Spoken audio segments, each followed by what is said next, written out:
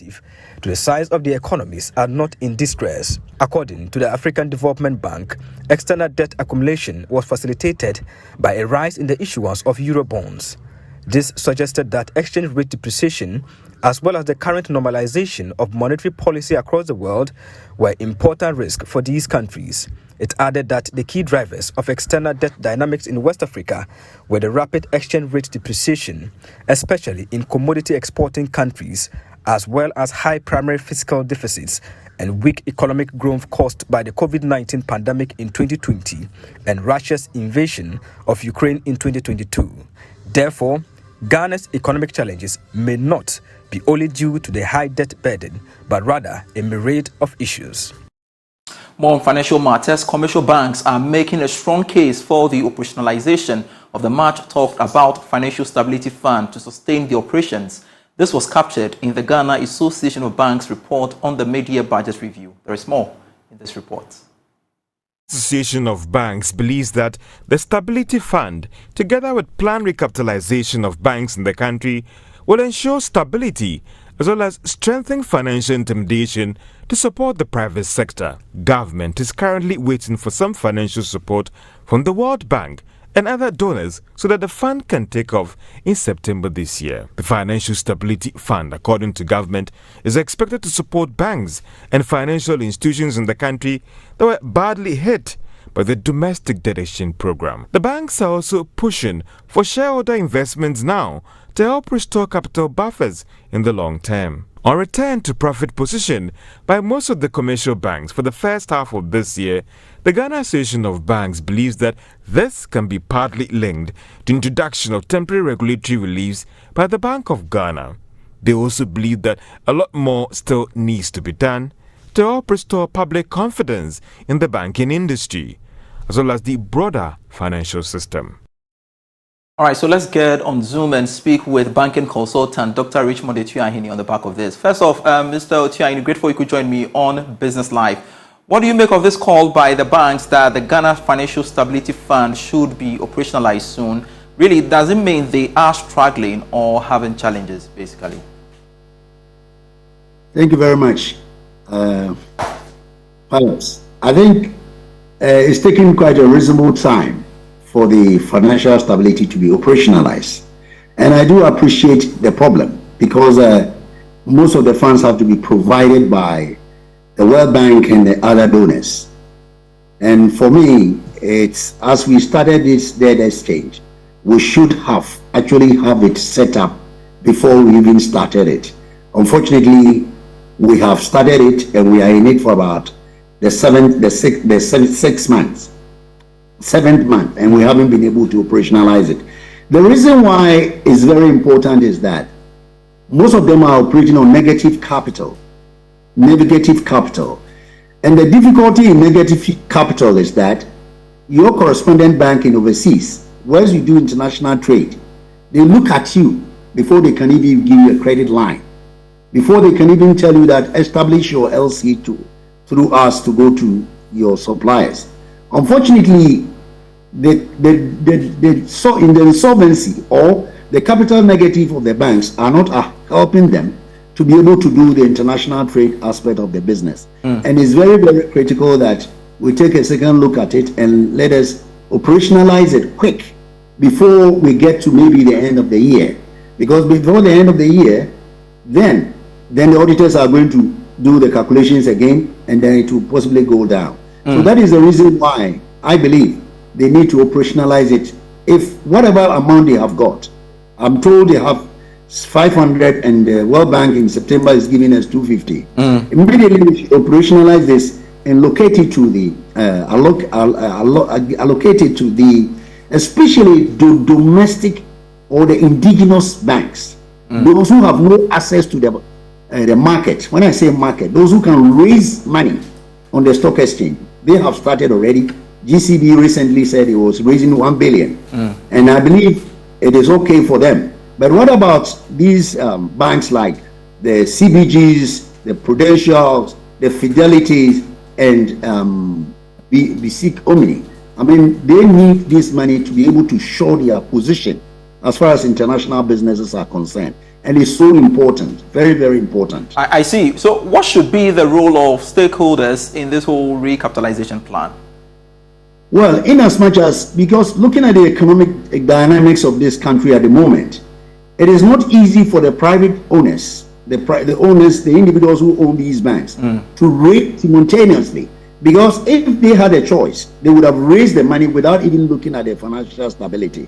So in a short term, the stability will be like a short-term approach or 2-year, 3-year approach before the shareholders will come in and possibly pay off whatever the money that the stability fund will give to them.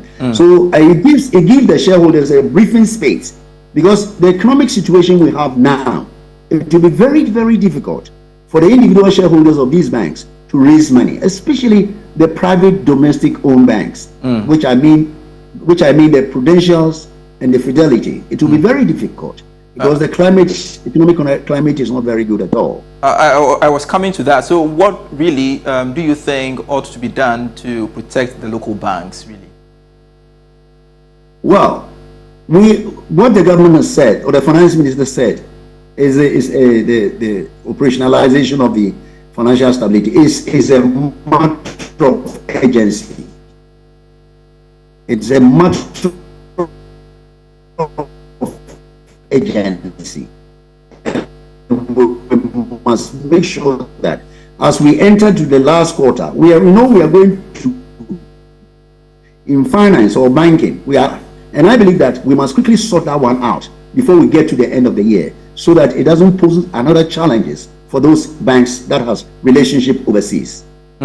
Now, what do you make of calls by banks that a lot more needs to be done to help restore confidence in the banking industry? A good call by the banks? Fantastic. It's a good call. You know, banks thrive on confidence and trust. But if the confidence is low, it is not good for business. And also, it also affects the private sector. So what I'm saying is that all these systems, the strategies they are putting in place, like the financial stability, it will tell the whole world that the economy is on the 10. And if it tells the economy is on the 10, the private sector would enjoy. Currently, I've spoken to quite a number of people. They are not able to go for more funding for their business, especially the private sector, because the bank seems to be constrained by the capital issues. So once they get the financial stability operationalized quickly, the confidence will be coming up. Okay. And if the confidence come up, the other people will also be interested in coming to the financial sector. Great. Thank you very much, Dr. Richmond Etuahini, for your time here on Business Life. He is a banking analyst speaking to us there. Let's shift focus now and touch on this story. Government has given the strongest indication that it may consider an increase on the BOST margin on petroleum products following the impressive performance of the bulk oil storage and transportation company BOST.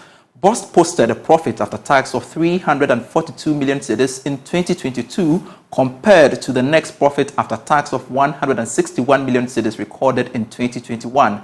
Speaking at the company's annual general meeting, Minister for Energy, Dr. Matthew Opoku-Prempeh, stated that the upward review of the BOST margin in 2022 from 7 to 9 pesos per litre led to improved operational efficiency and has set the company on a trajectory for growth. Hence, an increase of the margin will be appropriate.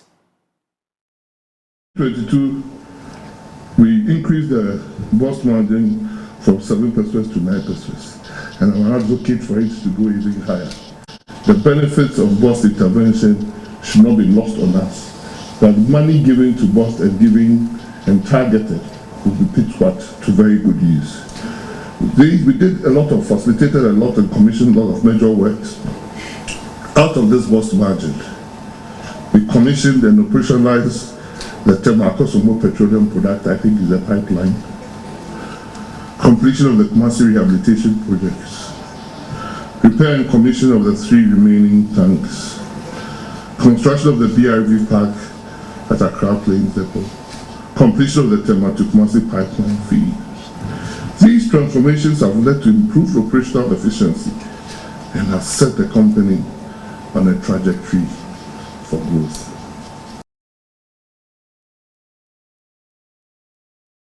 So let's bring in the views of industry players and speak with the Executive Director of the Institute for Energy Security, Nana Mwesi the 7th, and as he joins us via phone.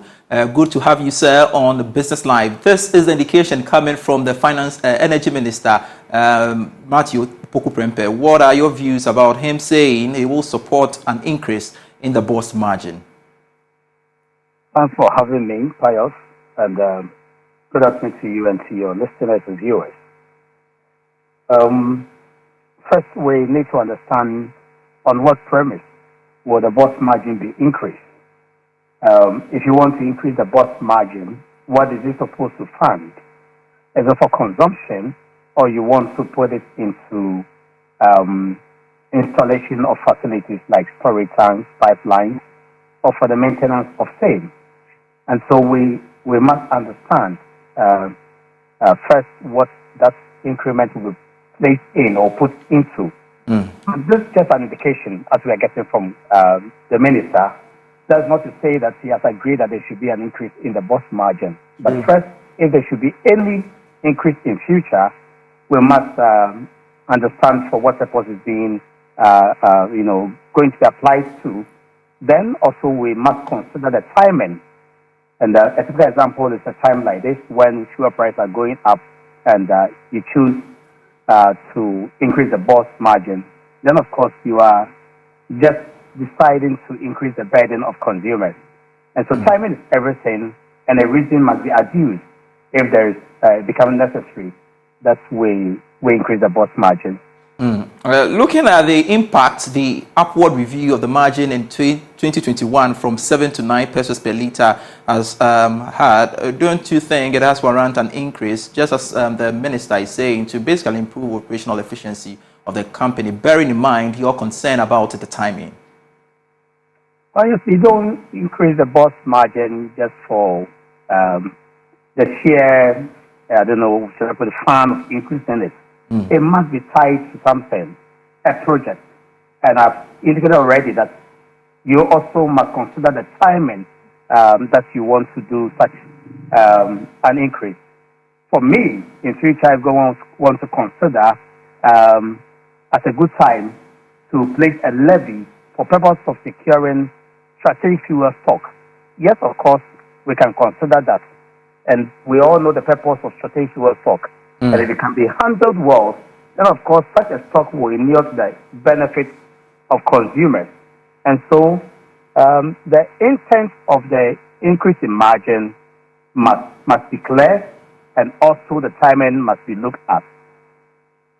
Now, how do you foresee things playing out if indeed it materializes, say in the near future, within the framework? Can government get the buy-in of players, bearing in mind again what transpired some time ago in 2021, basically? Government will get the buy-in of industry players if the timing is right, and also if they are assured that the money will be put into a productive venture within the BOST system than for consumption and for recording of profit purposes. Yes, we can consider it when it comes up. All right. And I would want you to stay on and listen to Managing Director of BOST, Edwin Provençal, throwing more emphasis on the relevance of the Gold for Oil program in the wake of the increasing prices of petroleum products at the pumps, insisting it has rather controlled the rate of increase. Let's take a listen to him. The Gold for Oil policy was a temporal measure that was put in place to deal with the inflationary pressures that befell on us from last year. The price build-up has two key components. One is the world market price, and the other one is the forex. The Gold for Oil, as you can all see, has addressed the forex issue. But if the world market price keeps going up, there's not much Gold for Oil can do about that. So I think that if you look at the world market prices today, it was almost the same as what it was in November last year when petroleum prices was at 23 cedis. But as you can see, petroleum prices are still at almost 13 cedis. And that shows you that the Gold for Oil policy has really suppressed the inflationary pressures that would have arisen as compared to November this time. So the good for oil policy is very relevant, it's still working, but know that it's a temporary measure to deal with this particular issue that Ghana in particular faces. So, Nana Mwisi, you've heard the MD for BOST. Although prices have increased, he believes that the gold for oil program has rather helped in ensuring a relative stability of the exchange rate, else prices of petroleum products would have gone up further. Do you agree? Well, we've gotten a few indications, and this is the first time I'm hearing that government gold for oil program was a temporary measure. Quite surprising to hear this, because it is the same entity and the Ministry of Energy, MPA, who gave us all the hopes and projections that within the first 6 months of the gold for oil program, both intervention in the market or the market share of product supply will set up to about 50%. And that is to say that they want to take control of the fuel supply market. But today, we get an indication that it's a temporary measure. Yes, probably they are seeing the shortcomings within the framework because today, BOST is not contributing more than 15% to the market. And as a matter of fact, its importation of products on account of gold for oil is falling every passing day, and we'll put out the data to show clearly that gold for oil program has not been able to address the problems we have today. In March 2023, when the BOST head office was opened, the minister, the vice president was present, and was clear to every Ghanaian that the price of 13 cedis per liter that we were seeing is as a result of the gold for oil program, and that price was going to fall further. Today, we've gone past the 13 cedis mark for a liter. And by next week, we are sure to see price go up. You see, we need to understand the fundamentals. Two key things play in this market. The international price, as the MD of BOST suggested, and also the foreign exchange market. Our CD is somehow stable. And so if the government is saying that it's on account of gold for oil, we cannot speak to that. But for sure, anytime international price go up, the local market is surely to reflect same, because we are a price taker. We don't produce any oil here. I'm talking about refined fuel. We don't produce any here. We import all. So whatever stock that comes to the international market, we are sure to be hit by same or similar. And so we want to see when this gold for oil program will end. As indicated today by the MD, that it's a temporary measure. Thank you very much, Nana Mwisi the 7th, for your time here on Business Live, sharing your perspective with us. You're still watching Business Live. We've got more for you after this break.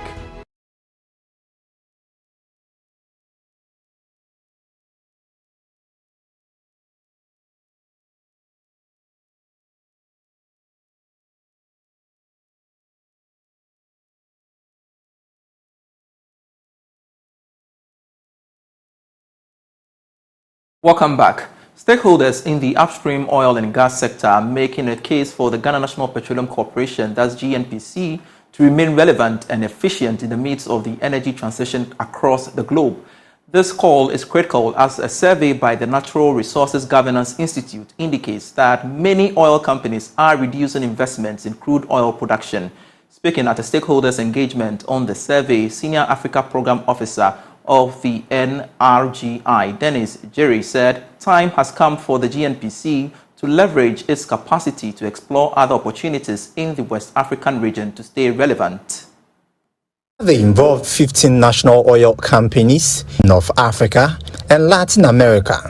It examined the strategies adopted by the NOCs in responding to the energy transition, considering the varying sizes and orientations of these companies.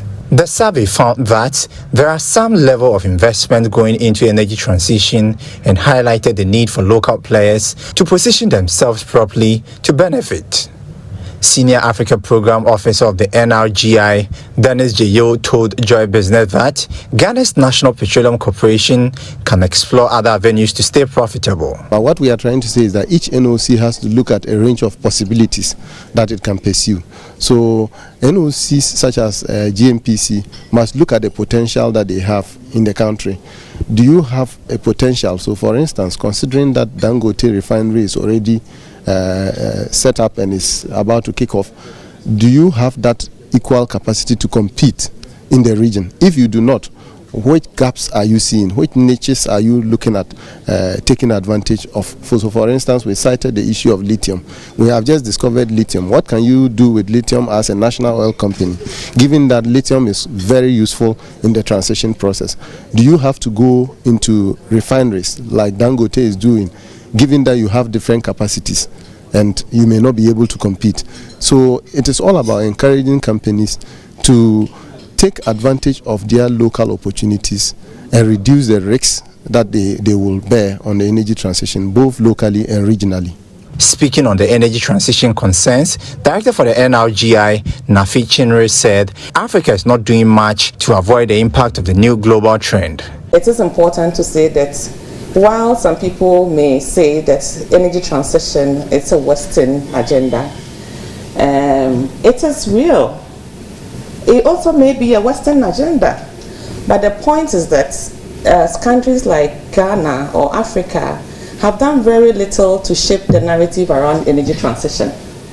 And so we have to develop strategies around how we respond to narratives that are going to impact on our own development, on our own economies and our own development. The whole question around energy security is real.